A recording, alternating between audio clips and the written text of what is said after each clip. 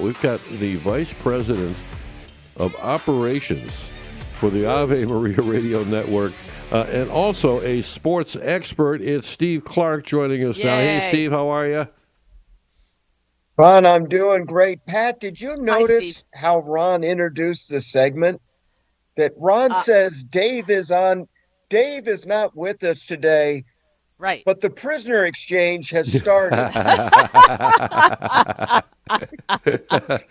You have to That is sacrifice interesting. yourself sometimes. That's all there is to it. That's right. I gotta tell you, Ron, my eyebrows certainly went up in the air when I heard yeah. that. Yeah. But we'll talk about sports right now. Okay. The Detroit Lions, they lost to Kansas City 30-17. Though after the game, Brian Branch, the safety for Detroit, assaulted Juju Schuster of Kansas City after the game. Oh, no. my. Branch and the team apologized, but we'll see if there's any future fine and suspension.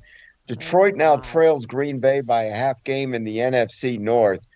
And, I think the Browns just wish they had some fight on their team. They lost to the Steelers 23-9. Dylan Gabriel was sacked 6 times in this one. The fans aren't exactly happy about Dylan Gabriel starting over Shadur Sanders at the quarterback position. One even went so far to say is wondering if the fans want him to be hurt. That's crazy. Oh, man. But the Browns are now 1-5 in the AFC North. Wow. Oh, my. Yeah. Do you think Shador should be starting? I have no idea. Okay. You have to kind I of don't leave either. that up Yeah. to the team, but clearly the fans are not happy. I just don't think they're happy with their team because I don't think it matters who they start at quarterback. And the Browns have had a number of issues over the years about trying to be a winning football team. Now, they do have a winning football team in the state of Ohio, and that is Ohio State, who had no issues in beating 17th ranked Illinois 34-16. The same can't be said for Michigan, whose West Coast trip to USC was a frustrating one, losing that 31-13. But everyone, the biggest news in college football has to be the firing of Penn State head coach James Franklin. Yeah. After losing to Northwestern 22-21. It's the second straight week of losing after being more than a 3-touchdown favorite.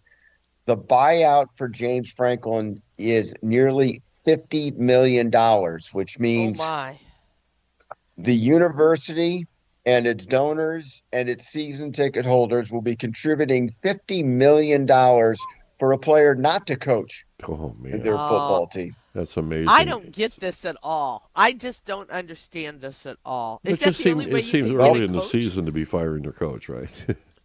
Pat, this is why I'm here. So the reason why buyouts were kind of introduced to begin with is because somebody would take a job like you would take a job normally, and then somebody else or some other team would covet that person for that job.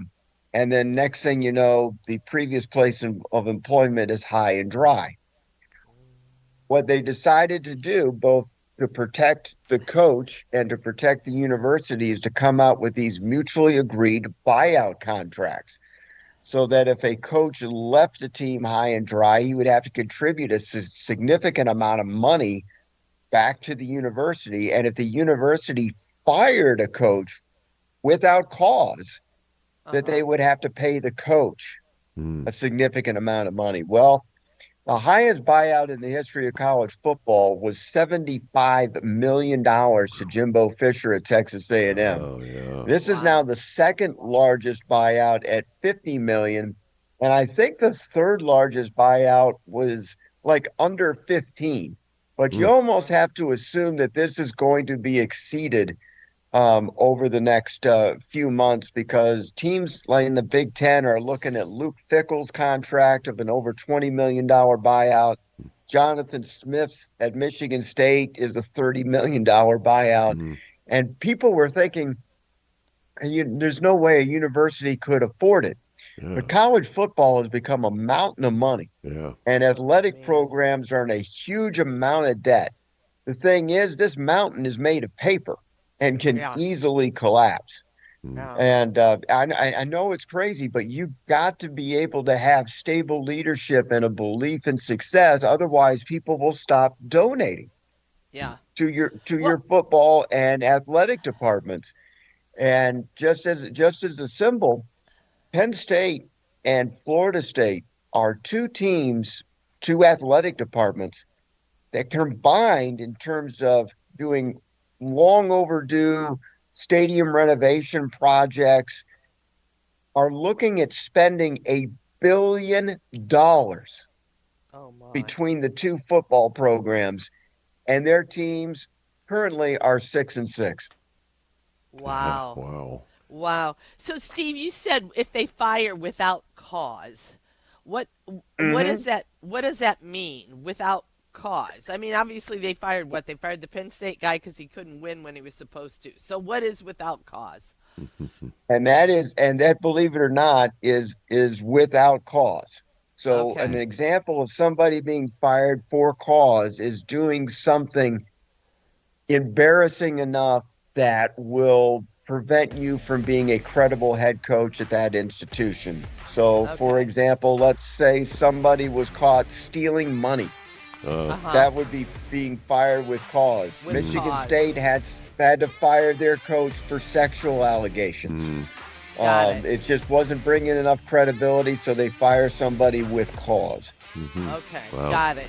I'll And tell that you what, only the baseball game with the Tigers going 15 innings. I Oh mean, it was a shame man. that they lost it, but boy, what a thrilling game to watch. And now it looks like the Mariners have beaten the Blue Jays now, too.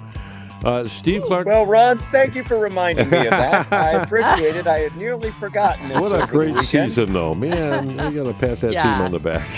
Steve Yeah. Clark, Inside the Game, thank you so much. Have Bye, a Steve. wonderful day.